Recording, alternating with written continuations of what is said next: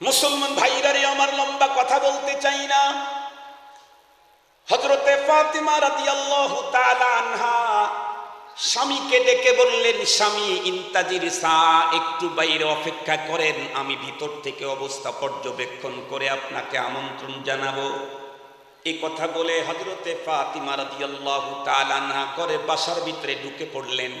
ঢোকার পরই পয়গম্বরের চেহারার উপরে নজর পড়ে গেল, কিন্তু ততক্ষণে ফাতিমা রাদিয়াল্লাহু তাআলা আনহা দেখলেন আমাদের পয়গম্বর ওনার আব্বা জান চোখের থেকে পানিগুলি মোমের বাতি, বন্ধুরা আমার, বাতির মতো মোমবাতির থেকে যেমন গড়ায়া গড়ায়া ফোঁটা পড়ে, তেমনি আল্লাহর পয়গম্বরের চোখ থেকে মুক্তার দানার মতো পানিগুলি জড়ায় জড়ায় পড়তেছে। বিশ্ব নবীজি কান্না করতেছেন, সাংঘাতিক বন্ধুরা আমার পদ্ধতিতে কান্না। বিশ্ব নবীজি ফোঁপায়া ফোঁপায়া কাঁদতেছেন, পয়গম্বরের চোখ থেকে মুক্তার দানার মতো পানির ফোঁটাগুলি গাল বেয়ে বেয়ে, বন্ধুরা আমার, দাড়ি বেয়ে বেয়ে জমিনের ভিতরে পড়তেছে। হযরতে ফাতিমা রাদিয়াল্লাহু তাআলা আনহা, উনি তো পয়গম্বরের কলিজার টুকরা মেয়ে, এক পর্যায়ে পয়গম্বরের কাছে বসে গেলেন, আব্বার মাথার উপরে হাত বুলালেন, এরপরে ডেকে বললেন, আব্বা জান, আপনি এই মুহূর্তে এইভাবে কান্না করতেছেন কেন? বুঝেছি আপনার বুঝি আপনার মৃত মায়ের কথা মনে পড়ে গেছে, মৃত মায়ের স্মৃতিচারণে আপনি এইভাবে কান্না করতেছেন। আব্বু, আর কান্না করতে হবে না, আপনার অরিজিনাল মা না থাকলেও আমি ফাতেমা মা আপনার সামনে হাজির। বিশ্ব নবীজি কোনো উত্তর করলেন না, কাঁদতেছেন, স্বাভাবিক গতিতেই কাঁদতেছেন। হযরতে ফাতিমা রাদিয়াল্লাহু তাআলা আনহা আব্বা জানকে ডেকে বললেন, আব্বু, বুঝেছি জীবনে কোনোদিন নিজের বাবাকে দেখার মতো সুযোগ আপনি পান নাই। বাবাকে কেমন দেখা যেত, কেমন বা ভালোবাসা পেতেন, সেই কথাগুলি মনে পড়ে বুঝি কান্দেন। আল্লাহর পয়গম্বর তখনও কান্না করতেছেন, কোন রকমের উত্তর দিচ্ছেন না। হযরতে ফাতেমা তখন ডেকে বললেন, আব্বু, বুঝেছি আমার আম্মুর কথা মনে পড়ে বুঝি কান্দেন, কারণ আমার আম্মু তো আপনার দুঃখের দিনের সাথে ছিলেন, খাদিজাতুল কুবরা রাদিয়াল্লাহু তাআলা আনহা। এই কথাগুলি বলার পরেও পয়গম্বর কোনো আওয়াজ করতেছেন না, স্বাভাবিক গতিতেই কেঁদে যাচ্ছেন। তখন হযরতে ফাতিমা পয়গম্বরকে ডেকে বললেন, আব্বা জান, আপনি যদি কান্না বন্ধ না করেন, আমি ফাতেমা আমাকে নিয়ন্ত্রণ করতে পারবো না। আপনি কান্না বন্ধ করুন আব্বু। কি বিদ্যুৎ চলে গেছে?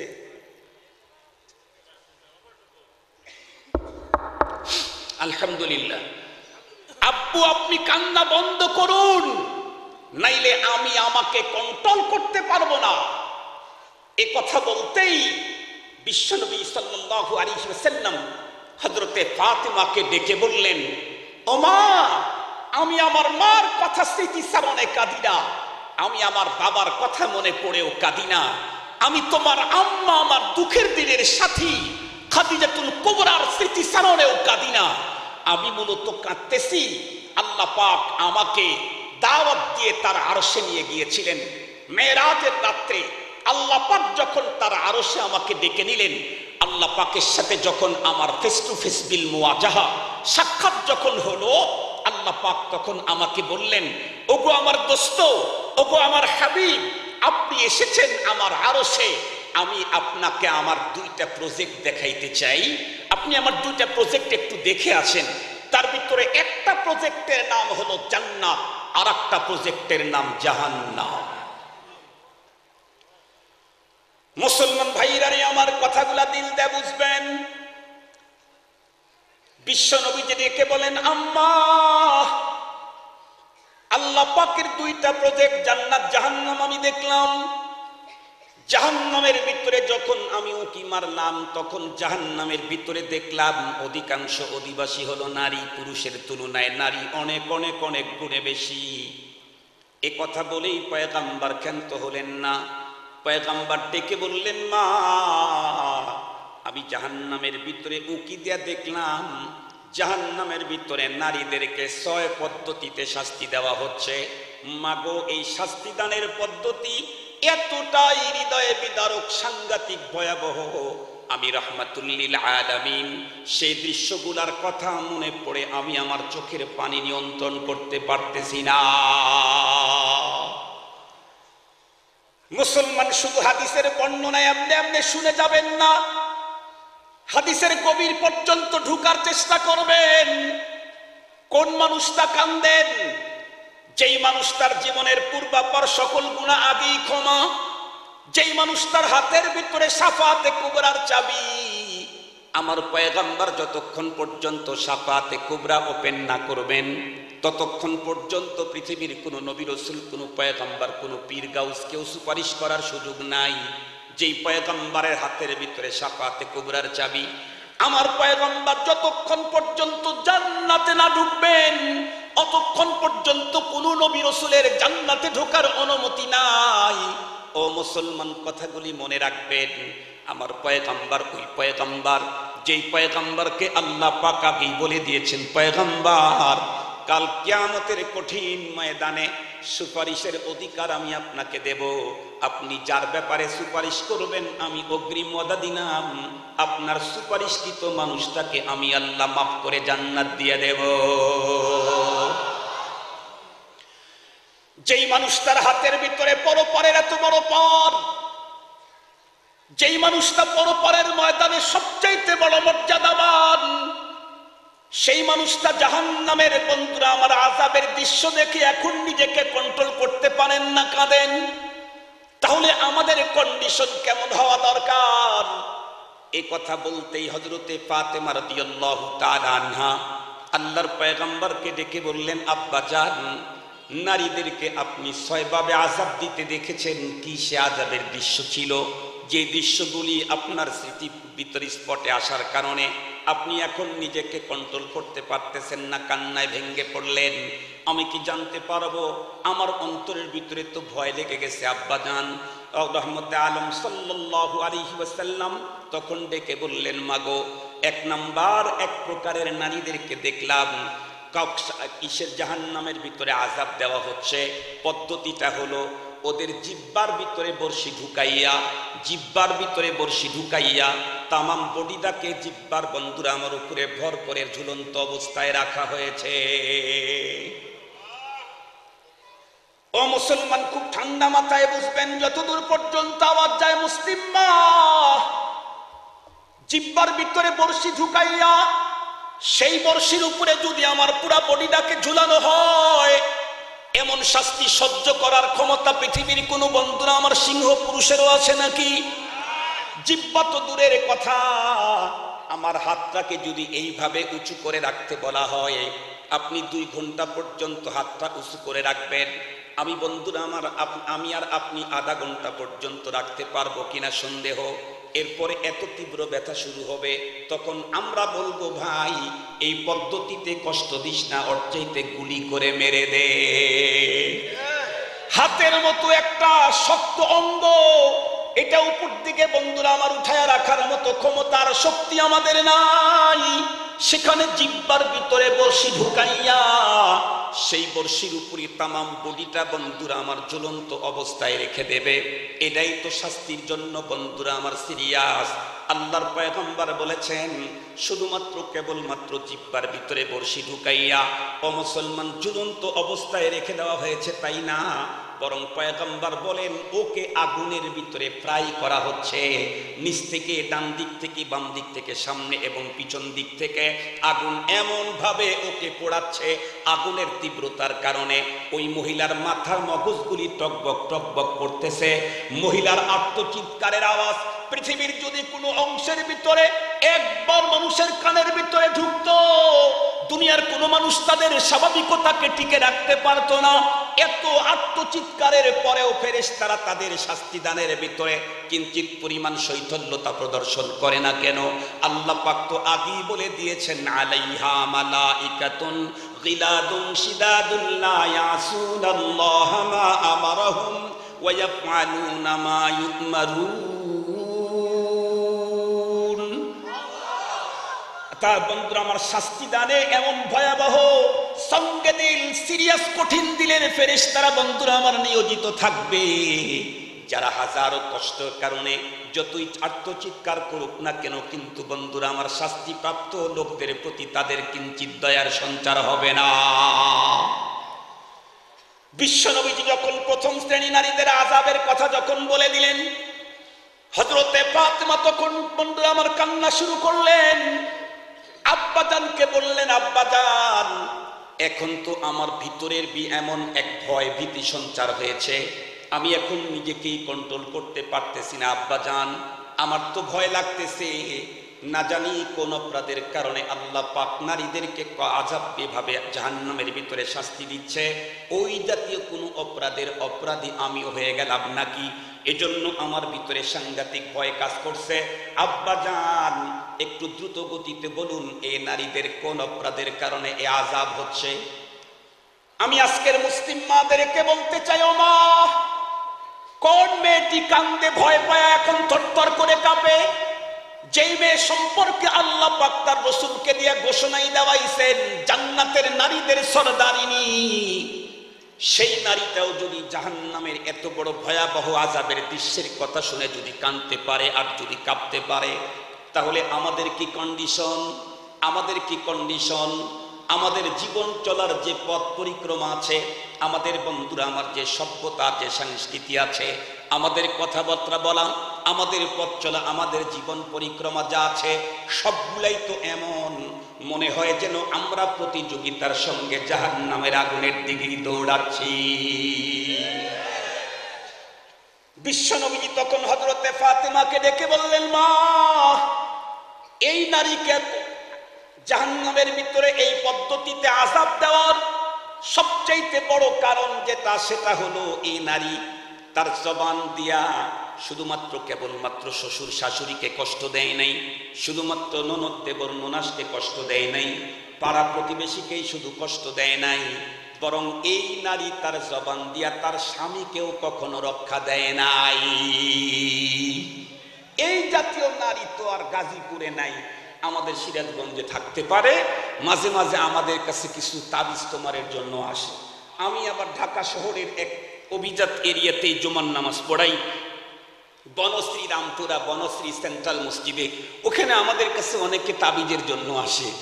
ডাক্তারের কাছে যেমন রোগের বিষয় বয়ান করতে আসে, আমাদের কাছে অনেক তাবিজের জন্য আসে। ওল্ড টাউন ঢাকাতে তো কালো সুতা নিয়ে আসতো, হুজুর একটু ফুয়াইয়া দেন কালো সুতা, এটা ওল্ড টাউনে খুব বেশি চলে। আমাদের এখানে আসে, হুজুর এই সমস্যা, হুজুর ওই সমস্যা, হুজুর কষ্টের শেষ নাই, হুজুর অমুক নাই তমুক নাই, এই নাই সেই নাই, কত রঙের কথা। সম্মানিত হাজরিন, এই জন্যই তো আমাদের রাসূল সাল্লাল্লাহু আলাইহি ওয়াসাল্লাম আমাদেরকে হেদায়েত দিয়েছিলেন। আমাদের দেশে এখন যত জায়গায় যাই, অধিকাংশ জায়গায় পিতা মাতার অভিযোগ, হুজুর ছেলে মেয়েরা আমাদের কন্ট্রোল শোনে না, আমাদের কন্ট্রোলে থাকে না, আমাদের কথা মানে না, আমাদের উপরে রাঙ্গা চোখে তাকায়, আমাদেরকে বকা দেয়, আমাদেরকে দুঃখ দেয়, কষ্ট দেয়, আঘাত করে, এই জাতীয় হাজার অভিযোগ পিতা মাতার সন্তানদের প্রতি। কিন্তু আমি অনেক জায়গায় বলে থাকি যে শোনেন, আমরা পিতা মাতা শুধু সন্তানের কাছ থেকে হক পেতে চাই, সন্তানের যে কিছু হক আছে সেই হকটাও তো তাদেরকে দেওয়া দরকার ছিল। সন্তান তার ঘাড়ে আমার হক আছে এটা পরে, আমার ঘাড়ে তার হক আছে এটা হলো আগে। আমি আমার ছেলের হক আদায় করবো না আর ছেলে আমাকে হক আদায় করবে, এটা কখনোই আশা করা যায় না। সন্তানের যে হকগুলি আছে এগুলা তো মুসলমান জানেই না, পিতা মাতার যে হক আছে এটা তো মুসলমান জানেই না। আমাদের দেশের অধিকাংশ মুসলমান জানে আব্বা আম্মা যতদিন বেঁচে থাকে ততদিন হক। আব্বার খেদমত করলাম, তার পায়খানা পরিষ্কার করলাম, অসুস্থ ছিল কাঁধে করে বহন করলাম, উন্নত চিকিৎসার জন্য দেশের বাইরে নিয়ে গেলাম, আব্বার খেদমত করে করে আব্বা দুনিয়ার থেকে চলে গেলেন, আজকে থেকে আমার ছুটি। নো, আজকে থেকে ছুটি না। বাবা মার হক বাবা মা মরে গেলেই শেষ হয় না, আমি যেদিন মরে যাব সেই দিন বাবা মার হক শেষ হবে। বাবা মা মরলে বাবা মার হক শেষ হয় না, আমি যেদিন মরবো সেই দিন বাবা মার হক শেষ হবে। বাবা মা বেঁচে থাকতে 7টা হক, বাবা মা মারা গেলে আরো 7টা হক, নতুন করে 7টা হক। আমার মৃত্যুর আগ মুহূর্ত পর্যন্ত পিতা মাতার হক আমার জিম্মায় আছেই আছে। একবার ভেবেছিলাম যে এই হকগুলো আজকে বয়ান করব, হঠাৎ করে আবার কোরআনের ওই আয়াতটা মনে এসে গেছে যেটা এখন পড়লাম। সম্মানিত হাজিরিন, সন্তানের সর্বপ্রথম হক, সন্তানের বাবা যখন বিয়ে করবে তখন হলো সন্তানের প্রথম হক। কাকে বিয়ে করতে যাচ্ছি আমি? কাকে বিয়ে করতে যাচ্ছি আমি? আজকে যাকে আমি নববধূর সাজে সাজায়া আমার বাসর ঘরে ঢুকাবো, সেই কিন্তু আগামী দিনে আমার সন্তানের মা। এই জন্য সন্তান যেমন চাই ওই জাতীয় গাছের ব্যবস্থা আমাকে করতে হবে। আপনাদেরকে একটা মিসাল দিলে সহজ বুঝবেন। মনে করেন আপনাদের গাজীপুরের এক বিত্তবান কোনো মানুষ, তার কাছে কেউ হাদিয়া নিয়ে আসছে আমাদের চাপাই রাজশাহীর আম, নতুন এক প্রজাতির আম। আরে আল্লাহ, কি মিষ্টি, কি ন্যাংড়া, কি খোড়া, তার চাইতে আরো উন্নত। ন্যাংরা আম আছে না আমাদের দেশে? হ্যাঁ, ন্যাংরা আম আছে, তার চাইতে আরো অনেক উন্নত, যেমন সেন্ট তেমন মজা। এখন এই ভদ্রলোক চিন্তা করলেন এই গাছটা আম না, আমি এই গাছটাই চাই। তো পরে বেশ কিছুদিন পরে তার উন্নত গাড়ি নিয়ে চলে গেল চাপাইতে। যাওয়ার পরে লোকদেরকে বলল যে এই এই এই এই সিস্টেমের সিমটম বলল, আমি একটা আম খেয়েছি, আমি ওর গাছ একটা চাইতেছি, আমের বাসায় নিয়ে এটাকে লাগাবো। তো এই কথা শুনে আমের চারাওয়ালা তখন হেসে দিল। হেসে দিল কেন? কারণ যেই ভদ্রলোক গেছেন, ওনার গাড়ি, ওনার পোশাক, ওনার বডি সবকিছু এত টিপটাপ, এত সুন্দর, এত আকর্ষণীয়, দিলকাশ, চমৎকার। তুমি চিন্তা করতেছেন যে এই আমের গাছ তো ওনার চয়েস হবে না। তো অনেক প্রজাতির আম গাছ আছে, কতগুলো একদম স্ট্রেট সোজা, একটু এদিক সেদিক বাঁকা বুকা নাই। কতগুলির পাতা এতটাই সুন্দর, মনোমুগ্ধকর, সাংঘাতিক। উনি বলেন এটা এটা এটা ওইটা না, এটা না। শেষ পর্যন্ত নিয়ে গেছে যেটা, এটার গাছটা 3.5 রকমের বাঁকা। এরপরে গাছের বডির অবস্থাও খুব ভালো না, পাতার অবস্থা তো একদম দুরবস্থা। ওইটা বাসার ভিতরে তো দূরের কথা, বাইরে রাখাই জরুরি। এমনকি ভদ্রলোক এগুলা দেখে তার চয়েস হচ্ছে না, পরে বলতেছে আরে রাখো, এটা কি গাছ নেয়ার মতো নাকি? এই যে সুন্দর পাতাওয়ালা গাছটা দাও। উপরের সৌন্দর্য দেখে সুন্দর পাতাওয়ালা স্টেট ফাইন সুন্দর সুজা একটা গাছ নিয়ে আসছে। নিয়ে আসার পরে আগের থেকে খুব বেশি পরিচর্যা করতেছে এর পিছনে। উনি নিজেই পরিচর্যা করেন, যা পটাশ মটাশ যা লাগানো দরকার আর আদার সাইড যা করা দরকার সব কমপ্লিট করছে। কিন্তু উনি যে গাছটা নিয়ে আসছেন ওটা হলো কাঁচা চুকা না, ওটা কাঁচা মিঠা না, ওটা পাকা চুকা। পাকা চুকা বুঝেন নাকি? আমাদের দেশে তো কিছু আম আছে যেটা কাঁচাই মিঠা, এটারে কাঁচা মিঠা বলে। ও কাঁচা মিঠা তো নাই, পাকাও মিঠা না, ওটা পাকা চুকা। পাকা চুকার গাছ নিয়ে আইসা যতই পরিচর্যা করেন, ও থেকে কাঁচা মিঠা তো বের হবে না, পাকা মিঠাও বের হবে না। বিয়ে করার আগে চিন্তা করেন, আমি যাকে বিয়ে করতে যাচ্ছি সে কি বাসায় খানা খাইতে স্বাচ্ছন্দ্য বোধ করে নাকি হোটেলে খেতে হয়? আগে একটু ভাবেন। বিয়ে করার আগে চিন্তা করেন, আমি যাকে বিয়ে করতে যাচ্ছি সে কি বাবার কন্ট্রোলে থেকেছে নাকি বাবার উপরে চোখ রাঙায়? আগে খবর নিন, আগে খবর নিন। সম্মানিত হাজিরিন, বিয়ে করার আগে চিন্তা করবেন সে কি নিজের বাড়ি ঘরে থাকতে অভ্যস্ত নাকি বয়ফ্রেন্ডদেরকে নিয়ে রাস্তায় রাস্তায় এলাকায় এলাকায় ঘুরে বেড়ায়। এজন্য আমার রাসূল বলেছেন তুলকাহুল মারআতুল আরবাইন, 4 জিনিস দেখে মক্কার মানুষেরা মেয়েদেরকে বিয়ে করে। নবীজি বলেন আরবের পুরুষেরা বিয়ে করতে 4টা জিনিস দেখে।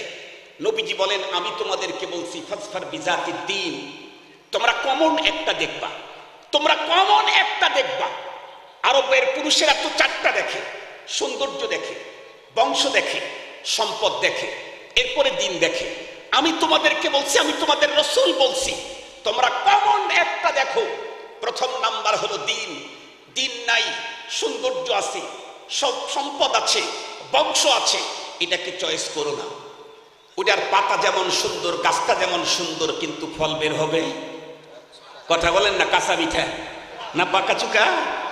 পাকা চুকা বেরোইবে, কাঁচা মিঠা হবে না, ও পাকাটাই চুকা হবে। তার মানে বুঝেন, ও বুড়ো হয়ে গেল, বাপ যদি বেঁচে থাকে বুড়ো বাপকেও সে কখনো স্যাক্রিফাইস করতে রাজি হবে না।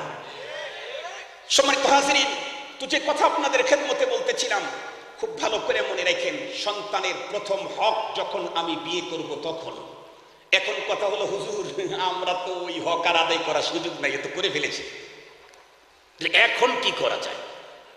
যদি করে ফেলে থাকেন আর ওই জাতীয় কোনো পাকা চুকা যদি ঘরে এসে থাকে, তাহলে এটার কি করবেন?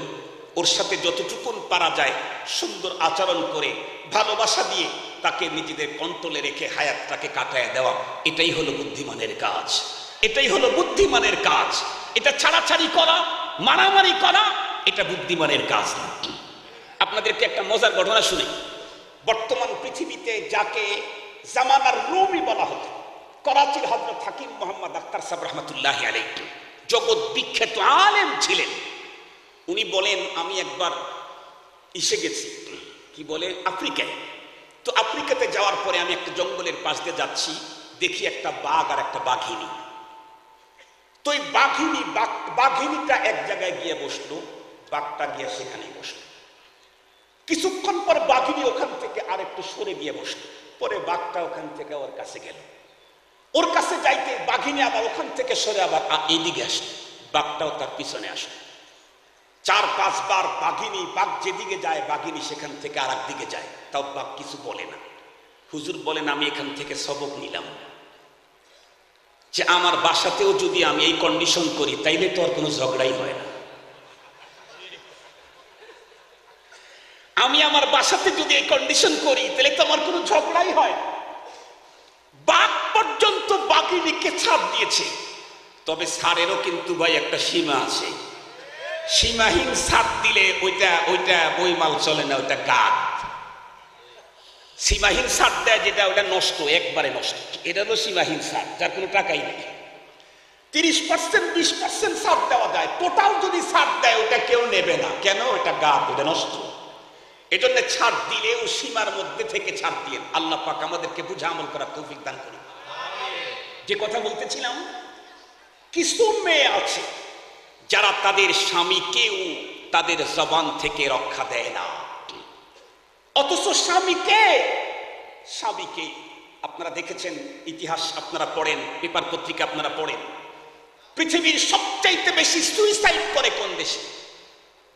পৃথিবীর সবচাইতে বেশি সুইসাইড ওই সমস্ত রাজ্যে, ওই সমস্ত দেশে, যেই সমস্ত দেশের নাগরিক সুবিধা অনেক উন্নত, আমাদের দেশের তুলনায় অনেক উন্নত নাগরিক সুবিধা। তাদের প্রযুক্তি অনেক উন্নত, প্রযুক্তি উন্নত, নাগরিক সুবিধা উন্নত, এরপরে এত সুইসাইড করে কেন? আপনি খুব ভালো করে তল্লাশি করে খোঁজ দিয়ে দেখেন, এক ম্যাক্সিমাম সুইসাইডের কারণ হলো দাম্পত্য জীবনের সাথীর অশুভ আচরণ। দাম্পত্য জীবনের যে সাথী, এর অশুভ আচরণ। আমাদের বাংলাদেশেও কয়েক বছর আগে এক ভদ্রলোক নিজের পিস্তল দিয়ে নিজে সুইসাইড করল। পরে পত্রিকায় আসলো, কেউ মুখ খুলতে চায় না, কেন? এটা প্রেস্টিজের ব্যাপার। 2-3 দিন পরেই ধারাবাহিকভাবে পত্রিকায় আসলো, কোন ডিপার্টমেন্টের লোক তা বলতে চাই না। উনি পরবর্তীতে আসলো, ওনার সুইসাইডের পিছনে ওনার স্ত্রী একমাত্র কারণ। বড় কষ্ট করে দিনে এবং রাত্রে মাঠে এবং ঘাটে মেহনত করে পুরুষ তার স্ত্রীর মনের চাহিদা পূরণ করার জন্য। এরপরেও এই লোকটা বাসায় ঢোকার পরে যদি তার পক্ষ থেকে জবানের আঘাত প্রাপ্ত হয়, তাহলে এটি সহ্য করার নয়। এই জন্য মুসলিম মাদেরকে বলতে চাই, মুসলমান মা খুব ভালো করে বুঝবেন, যতই তাহাজ্জুদের নামাজ পড়েন, যতই আউয়াবিন ইস্তাকার চাষতের নামাজ পড়েন, আপনি যদি আপনার স্বামীটাকে অবৈধভাবে আঘাত করেন, জবানের দ্বারায়, আচরণের দ্বারায় যদি তার অন্তরে কষ্ট দিয়ে দেন, মাগো মরণের পরে আল্লাহ পাকের জান্নাতের মালিকানা মেলা বড় কষ্ট হবে। পক্ষান্তরে বিশ্বনবীজি বলেছেন, আইয়ুমা ইমরাআতিন মাতাত ওয়া যাওজুহা আনহা রাদিন দাখালাতিল জান্নাহ। কোন নারী শুধুমাত্র ফরজ আর ওয়াজিবগুলি পালন করেছে, জীবনে সুন্নত আর মুস্তাহাবের বন্ধুরা আমার কাছেও যেতে পারে নাই, কিন্তু তার স্বামীর সঙ্গে তার এবং বন্ধুরা আমার মনোমুগ্ধকর সুন্দর আচরণ, স্বামী তার ইন্তেকালের পরে চোখের পানি ছেড়ে কেঁদেছে, আল্লাহ পাকের কাছে দোয়া করেছে। বিশ্বনবীজি বলেন, শুধুমাত্র ফরজ আর ওয়াজিব আমলকারী এই নারীটা আল্লাহ পাকের জান্নাতে চলে যাবে। ও মুসলমান, তাই বলে আবার পুরুষ যারা আছেন তারা মনে মনে ভাববেন না, আলহামদুলিল্লাহ সিরাজগঞ্জের আব্দুল বাসেত খান সাহেবকে দাওয়াত দিয়ে আমাদের একটা ফায়দা হয়েছে কি, সেটা হলো আমাদের স্ত্রীগণের জবান থেকে আমরা বেঁচে গেলাম। আর আপনারা যেমনে খুশি তেমনি জবান দিয়ে তাদের দিল আঘাত করবেন, তা কিন্তু হবে না। জবানের আঘাত কত বড় সিরিয়াস। বিশ্বনবীজি বলেন, লিসান জিরমুহু সগীর জুরমুহু কাবীর। জিহ্বা বডির সকল অঙ্গর চাইতে বন্ধুরা আমার ছোট্ট একটা অঙ্গ। জিহ্বা হাতের সমান না, জিহ্বা পায়ের সমান না, জিহ্বা পিঠের সমান না, জিহ্বা পেটের সমানও না, জিহ্বা মাথার সমানও না। কিন্তু নবীজি বলেন এই অঙ্গটার বডি ছোট হলে কি হবে, এর অপরাধ বড় সাংঘাতিক সিরিয়াস। জিহ্বার অপরাধ কি পরিমাণে সিরিয়াস, এটা যদি আমার বক্তৃতায় আপনাদের বুঝে না আসে, তাহলে আপনাদেরকে অনুরোধ করব কয়েক টাকা ভাড়া দিয়া একটু বন্ধুরা আমার টাঙ্গাইলের কালীহাতি যান, যাওয়ার পরে লতিফ সিদ্দিকীর সাথে 2 মিনিট কথা বললেই বুঝতে পারবেন জিহ্বার অপরাধ কত বড়। লতিফ সিদ্দিকী কিছু করে নাই, কিছু বলেছিল মাত্র, তাও এই দেশে না ওই দেশে, এ দেশে না ওই দেশে জবানের কথার কত বড় পাওয়ার, তার চাইতে অনেক বড় বড় অপরাধ করে ফেলেছে।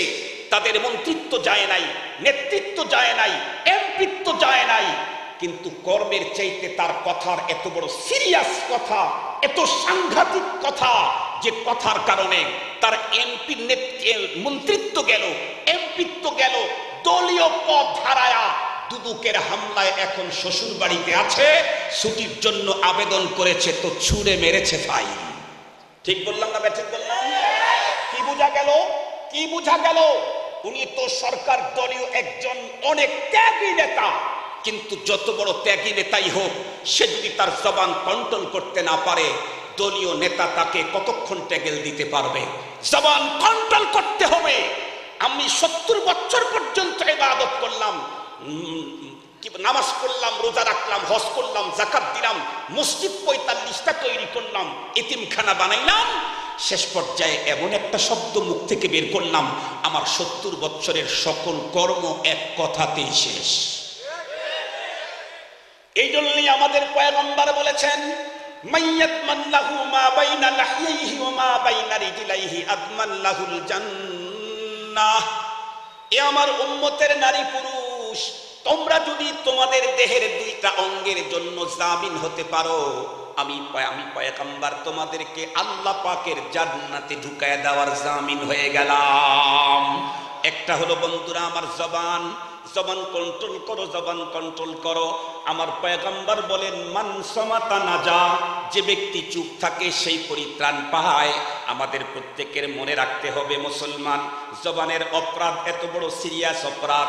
কবি বলেন, মায়খারো মুসহাব্বাসু জো আতিশান্দার কাবাজান সাকেনে বুতখানা বাসি মর্দ মাজারি মকুন। খুব ভালো করে বুঝবেন মুসলমান, বলেন মদপান করা ছোট গুনাহ না বড় গুনাহ? আল্লাহর কোরআনে আগুন লাগায় দেওয়া ছোট গুনাহ না বড় গুনাহ? কাবা শরীফের মধ্যে আগুন লাগায় দেওয়া ছোট গুনাহ না বড় গুনাহ? মূর্তির ঘরের ভিতরে অবস্থান করে মূর্তির পূজা করা ছোট গুনাহ না বড় গুনাহ? কবি বলেন, এর চাইতে বড় গুনাহ হলো কোনো মানুষের অন্তরে আঘাত দেওয়া।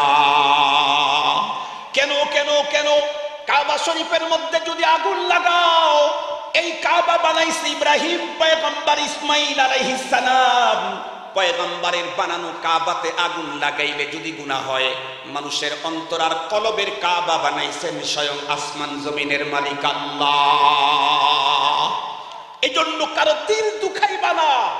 ইসলাম কোন মুশরিক বেঈমানকেও অনর্থক দুঃখ দেওয়া চয়েস করে না, অনুমতি দেয় না। ইসলাম কত সুন্দর পদ্ধতি, আল্লাহু আকবার। ইসলামের ভিতরে জুলুম, নির্যাতন, নিপীড়নের কোনো অংশই নাই। ইসলাম আমাদেরকে সিস্টেম করে দিয়েছেন, তুমি মোরগ মুরগি জব করে খেতে পারবা, গরু জব করে খেতে পারবা, মহিষ জব করে খেতে পারবা, অনুমতি দিয়েছেন। ওটা জব করে ওর হাড্ডি খাইবা হালাল, গোস্ত খাইবা হালাল, কলজা খাইবা হালাল, গুর্দা খাইবা হালাল, মগজ খাইবা হালাল, জিহ্বা খাইবা হালাল, সব তোমার জন্য হালাল। কিন্তু তাই বলে তুমি জব করতে গিয়া তুমি নরমাল ছুরি দিয়ে দীর্ঘক্ষণ পর্যন্ত কাটে না, কষ্ট দিয়া কাটবা, এটা তোমার জন্য হালাল না। গোশত খাওয়ার অনুমতি দিয়েছি, কিন্তু জব করতে কষ্ট দেওয়ার অনুমতি তোমাকে দেই নাই। কষ্টদায়ক কোন জিনিস, যেমন মনে করেন পিপিলিকা অথবা আরো ওই জাতীয় কিছু আমাকে কষ্ট দিতে পারে, এটাকে মারার অধিকার আমার আছে, এটাকে মারার অধিকার আমার আছে। কিন্তু আগুন দিয়ে পোড়ানোর অধিকার, কথা বলেন, আগুন দিয়ে পোড়ানোর অধিকার নাই। যে ইসলাম একজন বেঈমানের অন্তরে আঘাত দিতে নিষেধ করে, সেই ইসলামের ভিতরে আব্বা আম্মাকে আঘাত করলে এটা কেমনে ক্ষমা হবে? সেই ইসলামের ভিতরে কোন পুরুষ তার স্ত্রীকে যদি আঘাত করে, এটা কেমনে ক্ষমা হবে? সেই ইসলামের ভিতরে একজন নারী তার স্বামীকে যদি কথা বলে আঘাত করে, এটা কেমনে ক্ষমা হবে? এই জন্য মুহতারাম হাজিরিন, সাংঘাতিক কথাগুলি মনে রাখবেন। আমার জীবনের যত কথা সবগুলি পরপারে মিজানের পালায় উঠায়া ওজন করা হবে। বুখারী শরীফের শেষ হাদিস, তুজানু আমালা বানি আদম ওয়া আকওয়ালাহুম ইয়াউমাল কিয়ামাহ। আমার প্রতিটা কাজ, প্রতিটা কথা মিজানের পালায় উঠায়া পরপারে ওজন করা হবে। এজন্য কথা বলার আগে আমাকে ভাবতে হবে, আমার কথা তো আমার বিপক্ষে যাবে না, আমার কথা তো আমার বিপক্ষে যাবে না, আমাকে আগেই ভাবতে হবে। মুহতারাম হাজিরিন, আমরা যদি আমাদের জবান কন্ট্রোল করতে পারি আর আমাদের লজ্জাস্থানকে যদি কন্ট্রোল করতে পারি, আমাদের পয়গম্বর বলেছেন উনি আমাদেরকে জান্নাতে নেওয়ার জামিন হবেন। বিশ্বাস হয় আপনাদের? বিশ্বাস হয় আপনাদের?